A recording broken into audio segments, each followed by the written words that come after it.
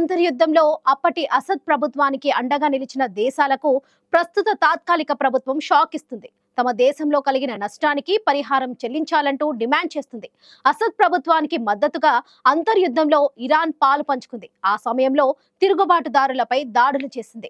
ఇప్పుడు తిరుగుబాటుదారులే సిరియాను స్వాధీనం చేసుకోవడంతో ఇరాన్ పై ఒత్తిడి తీసుకొస్తున్నారు. తమ దేశంలో జరిగిన అంతర్యుద్ధంలో ఏకపక్షంగా వ్యవహరించి సాయుధ దళాలకు మద్దతిచ్చి మౌలిక వసతులకు నష్టం చేకూర్చిన కారణంగా $300 బిలియన్ చెల్లించాలని డిమాండ్ చేస్తున్నారు.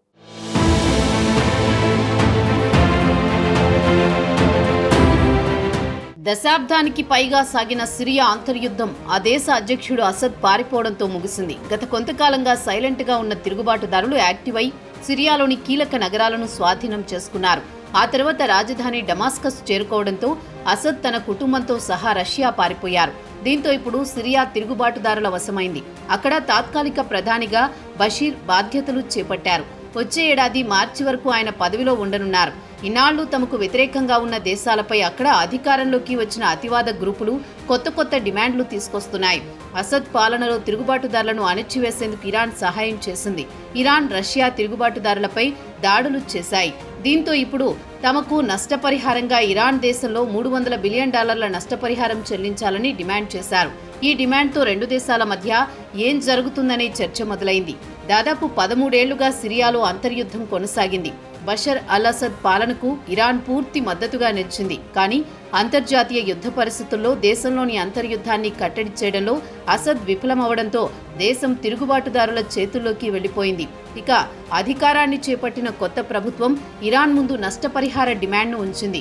ఇరాన్ కారణంగా తమ దేశానికి తీవ్ర నష్టం జరిగిందని, అందుకోసం $300 బిలియన్ నష్టపరిహారాన్ని చెల్లించాలని డిమాండ్ చేసింది.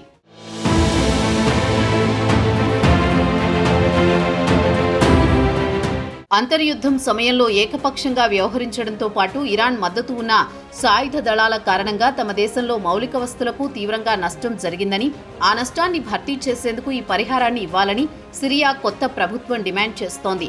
ఈ సొమ్ముల్ని రాబట్టుకునేందుకు అందుబాటులో ఉన్న అన్ని మార్గాల్లో ప్రయత్నిస్తామని సిరియా పాలకులు ప్రకటించారు. దీంతో ఇరాన్పై సిరియా మధ్యంతర ప్రభుత్వం ఒత్తిడిపై తీవ్ర చర్చ నడుస్తోంది. ఇదే సమయంలో సిరియా తనకు అప్పుపడిందని ఇరాన్ అధికారులు అంటున్నారు. బషర్ అల్ అసద్ పాలన సమయంలో దేశీయ అవసరాల కోసం వివిధ రూపాల్లో లబ్ధి పొందిందని చెబుతున్నారు. ఇందుకు గాను ఇరాన్ ప్రభుత్వం $30 నుంచి $50 బిలియన్ తిరిగి కోరే అవకాశాలున్నాయి.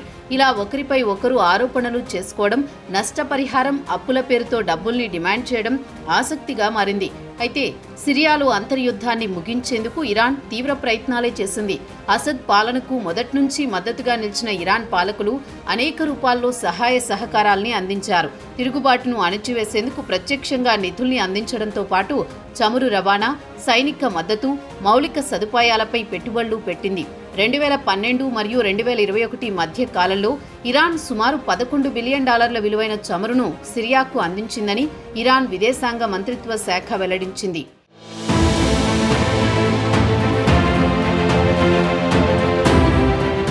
సిరియాకు ఆర్థిక సహకారం అందిస్తూనే ఇరాన్ ఆ దేశంలో వాటాలను అడిగింది.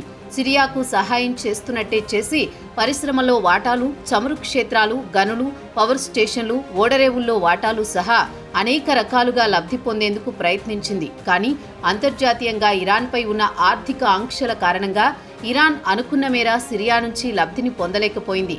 అయితే ప్రస్తుతానికి ఇరు దేశాలు చేస్తున్న డిమాండ్లు కేవలం రాజకీయ ప్రకటనలుగానే విశ్లేషకులు భావిస్తున్నారు.